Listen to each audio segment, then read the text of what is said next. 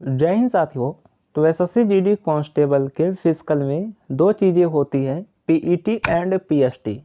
PST का अर्थ होता है फिजिकल स्टैंडर्ड टेस्ट, अर्थात मेजरमेंट किया जाता है जिसमें आपकी हाइट वेट चेस्ट मेजरमेंट की जाती है। तो पीएसटी में बहुत सारे अभ्यर्थी बाहर भी हो जाते हैं, वो टोटल उनके ऊपर डिपेंड करता है कि वो किस तरीके से मेजरमेंट कर रहे हैं, आपके हाइट, आपका वेट, आपका चेस्ट। उसके बाद जो पीईटी होता है इसमें आपकी रनिंग होती है, वो आपके ऊपर डिपेंड करता है कि आपने कितनी प्रैक्टिस की है, आप रनिंग कंप्लीट कर पाते हैं या फिर नहीं। तो आज की इस वीडियो में हम बात करेंगे इसके पीएसटी के बारे में कि आखिर वहाँ पर पीएसटी कैसे होता है, क्योंकि मैं भी पीएसटी दे चुका हूँ। तो कितना टफ मेजरमेंट होता है या फिर कितना नॉर्मल मेजरमेंट होता है, क्योंकि बहुत सारे अभ्यर्थियों के हाइट में भी थोड़ी सी बिल्कुल माइनर सा प्रॉब्लम होता है, वो सस्पेंशन में रहते हैं कि उनका हाइट वहाँ पर हो पाएगा या फिर नहीं, उनकी हाइट वहाँ पर नप पाएगी या फिर नहीं।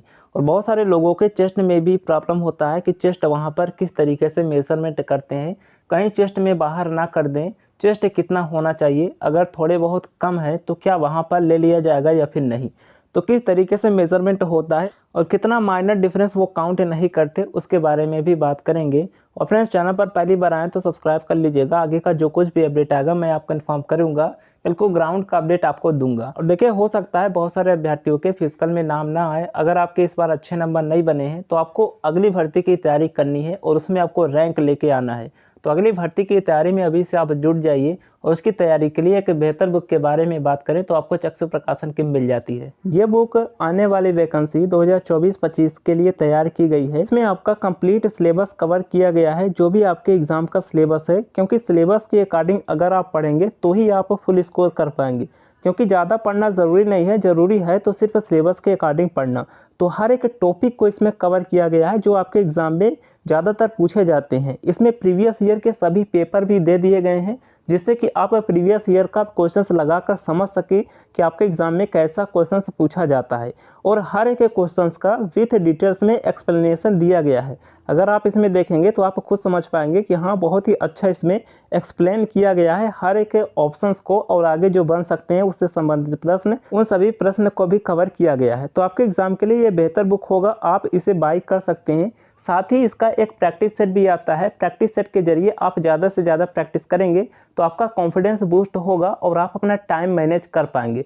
तो book, study guide plus practice set के जरिए आप अपना सिलेक्शन निश्चित कर सकते हैं। इसे आप बाई कर सकते हैं। बाई करने का लिंक आपको वीडियो के डिस्क्रिप्शन बॉक्स में मिल जाएगा, उस पर क्लिक करके आप इसे ऑनलाइन मंगा सकते हैं। बहुत ही मिनिमम प्राइस पर ये आपको मिल जाएगा। तो यहाँ पर देखिए, सबसे पहले हम बात कर लेते हैं कि वहाँ पर कैसे होता है। देखिए, जब सबसे पहले आप जाएंगे तो इसी तरीके से वहाँ पर एक टेबल लगा रहेगा। सबसे पहले क्या होगा कि आपको टेबल पर नंबर, आपका जो वेरिफिकेशन होता है वेरिफिकेशन हो जाएगा। उसके बाद आपको एक चेस्ट नंबर मिलेगा। उसके बाद आपको एक ग्रुप में बैठा दिया जाएगा और ग्रुप वाइज, अर्थात एक एक लोग को बुलाकर वो इसी तरीके से आपका जो है वो हाइट और चेस्ट नाप लेंगे। सबसे पहले जो होता है वो आपकी हाइट एंड चेस्ट नापी जाती है, उसके बाद आपको रनिंग कराया जाता है। तो रनिंग पहले नहीं होता, किसी सेंटर में पहले करा लेते हैं, किंतु मैक्सिमम सेंटर में सबसे पहले आपकी हाइट और चेस्ट मेजरमेंट की जाती है। क्योंकि अगर आप हाइट में बाहर हो जाते हैं, चेस्ट में बाहर हो जाते हैं तो आपको वहीं से बाहर कर दिया जाएगा, आपको दौड़ने के लिए नहीं भेजा जाएगा, आप वहीं से बाहर हो जाएंगे। तो सबसे पहले इसीलिए हाइट और चेस्ट नाप लिया जाता है। अगर आप हाइट एंड चेस्ट में पास होते हैं तो आपको रनिंग के लिए भेजा जाता है। तो देखिए, हाइट सबसे पहले मेजरमेंट की जाती है, उसके बाद चेस्ट। तो इसी तरीके से यहाँ पर ऑफिसर बैठे रहते हैं, इनके सामने यहाँ पर एक लोग आपकी हाइट चेस्ट मेजरमेंट करेंगे। अब ये इनके ऊपर डिपेंड करता है कि ये कैसा नाप रहे हैं। ये जो बताएंगे, जितनी हाइट ये बताएंगे ये वही लिख देंगे, उतना जो है आपका हाइट मान लिया जाएगा। तो यहाँ पर इस तरीके से होता है, जो आपका हाइट बार होता है इसी तरीके से वहाँ पर आपको खड़ा करा के आपकी हाइट इस तरीके से नाप ली जाती है। बिल्कुल इस तरीके से स्ट्रेट वहाँ पर आपको रखा जाता है, आपको बिल्कुल स्ट्रेट होना होता है।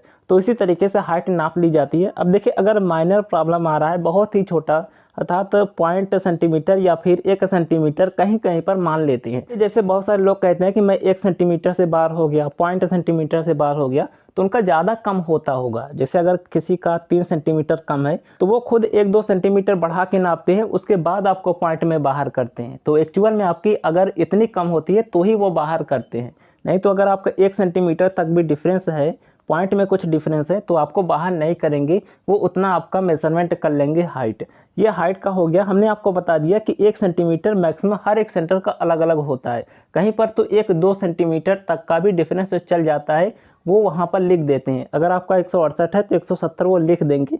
बस आप थोड़ा सा अपने अकॉर्डिंग यहाँ पर खड़ा होना, जिस तरीके से आपकी हाइट मैक्सिमम बैठती है उस तरीके से, अगर आपकी हाइट कम है तो आप उस तरीके से खड़ा होना सीख जाइए जिससे कि वहाँ पर आपकी हाइट बैठ जाए। अब यहाँ पर बात करते हैं चेस्ट के बारे में कि चेस्ट कैसा मेजरमेंट होता है। तो यहाँ पर देखिए एक एग्जाम्पल के तौर पे हम बात कर रहे हैं, हालांकि ये दूसरी भर्ती का है किंतु एग्जाम्पल के तौर पे जिस तरीके से हमारा मेजरमेंट हुआ था वो मैं बता रहा हूँ। तो इस तरीके से आपका चेस्ट मेजरमेंट किया जाता है। बिल्कुल यहाँ से देखिए, यहाँ पर ये जो आपका निपन है यहाँ से बिल्कुल इसी तरीके से स्ट्रेट ये मेजरमेंट करते हैं। बहुत सारे लोग कहते हैं कि यहाँ से नापते हैं, तो ऐसा कुछ नहीं है। अगर आपके थोड़े से कम आ रहे हैं तो ये इस तरीके से ऊपर से भी ले लेते हैं, तो आपको ज़्यादा घबराने की ज़रूरत नहीं है। और वहाँ पर टाइम भी देते हैं, 1 बार 2 बार में माप लेते हैं, आपको पुशअप करने का भी टाइम दिया जाएगा।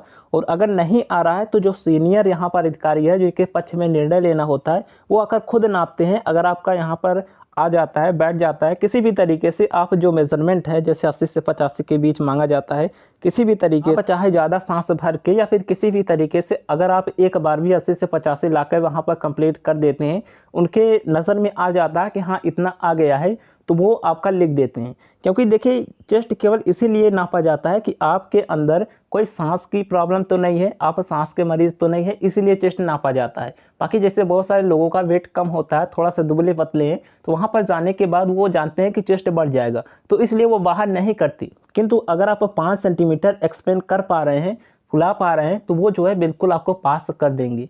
क्योंकि इसीलिए चेस्ट मेजरमेंट किया जाता है, उनका उद्देश्य यही होता है चेस्ट नापने का। क्योंकि वहाँ पर जाने के बाद जैसे वेट बढ़ता है तो वो चेस्ट खुद बढ़ जाता है। तो चेस्ट में बहुत ही कम लोग बाहर होते हैं, आपको डरना नहीं है। हर एक सेंटर का अलग अलग होता है, कहीं सेंटर पर बहुत ही अच्छे लोग होते हैं तो वो किसी को भी बाहर नहीं करते हैं, बहुत सारे सेंटर पर बाहर भी कर देते हैं।